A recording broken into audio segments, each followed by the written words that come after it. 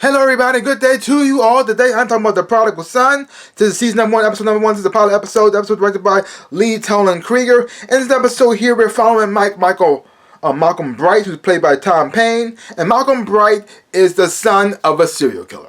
His father is played by Michael Sheen, Dr. Martin Whitley.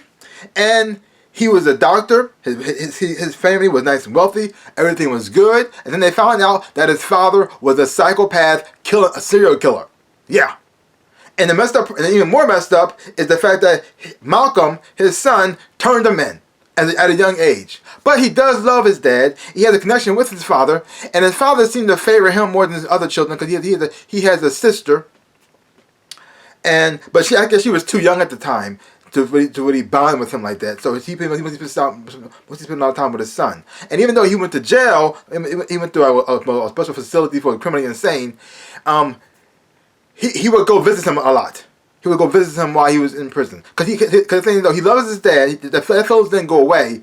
But he also mad at his dad, too. And he also wants to know why. Like, why were you a serial killer? Why did you kill? And because it is his father, he has a lot of his father's traits in him as well, too. Which is not a good thing, but he's trying to control the best way he can. So the only way he knows how to, I guess you could say, contain the beast inside of him, he talks to his father about murder.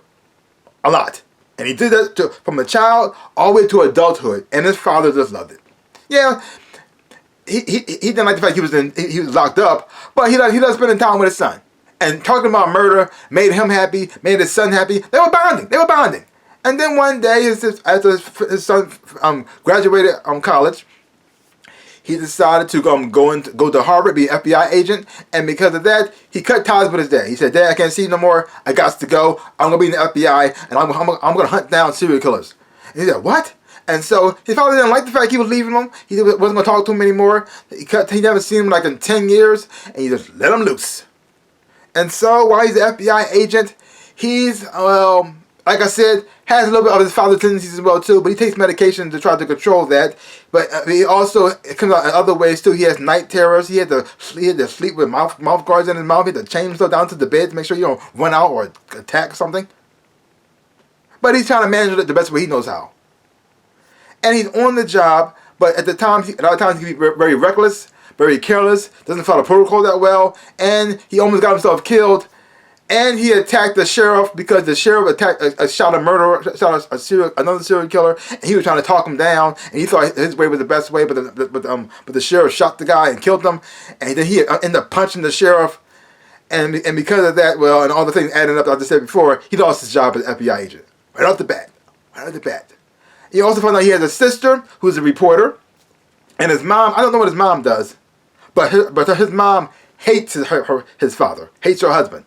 Because what he did to the family. Totally understandable. He's a psychopath serial killer. She was married to a serial killer this whole time, and she didn't know it. And we can mess you up. I mean, and he's messed up too. The daughter is a little bit fine. She's okay because she didn't get to know him that well. He was already locked up at the time. But Malcolm, he pretty much practically grew up with his dad, and him talking to him all the time, and his genes are inside of him, so those tendencies are there too. Yeah. So his mom worried about him the most, and also his sister. And also when they found he lost his job, they thought it was great because now he's not going to serial killers anymore. Maybe he got something else better to do with his time than pretty much dealing with murder. But murder is his thing. Murder is like what keeps him like going in a way, and so. He has a friend who's played by Lou Diamond Phillips, and he's like a detective on the police, and he pretty much recruits him in as a profiler, working for the police.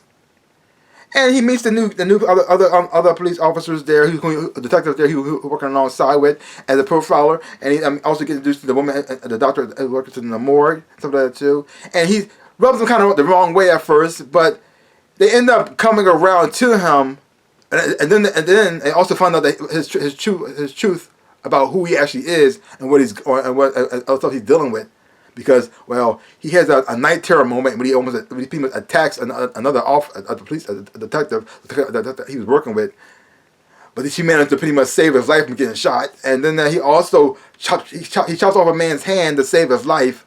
which was also very weird and very crazy because when you see the look on his face, the intensity he had, it almost looked like it looked like he enjoyed it. Even though he was saving the guy's life, he was strapped onto a chair with the bomb on him. They had to get him out fast as they can, chop off his hand, but the only way he could do it. But still, the look on his face made it look like I want to do this. Yeah, because see, the thing is though, what brings him on this case in the first place, because the guy who's doing the serial killing is the copycat of his father. And so now the man who he had to avoid all his life, the man who never spent no time with for all this time, now he has to go back to try to get help from him to pretty much help solve the case. And his father is just happy as the pig in slop because his son has finally come home, finally come back to his father to talk about murder, and that's so creepy. Like I said, Michael Sheen is doing an amazing job as this character. I really do like him playing this part because the thing is though, he's very charming, very nice, but at the same time you can tell he's insane. And also even Malcolm, he's a nice guy too. You really like him, you really root for him, even when he's going to find the bad guy, stopping the gay. You also see the crazy tendencies inside of him too, which is also very, very scary. But this was the first episode.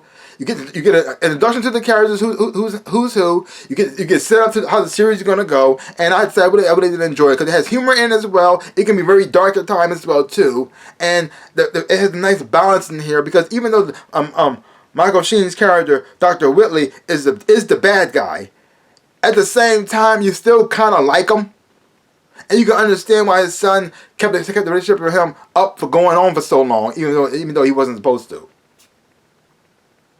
Yeah. So like I said, overall, great for a start. Great episode from the beginning. Looking forward to see how it's going to keep on going for the rest of the season. Highly recommend. So leave comments down below. Let me know what you thought about this episode of The Prodigal Son. If you haven't watched it, check it out for yourself. Hopefully when you watch it, you're going to enjoy it and have fun watching it too. So give my channel a big like, hit the thumbs up, shaboop, and subscribe to my channel and share. I really would appreciate it, like I always say, in my dreams in my life. I am the Ninja Rabbit. Peace out, people.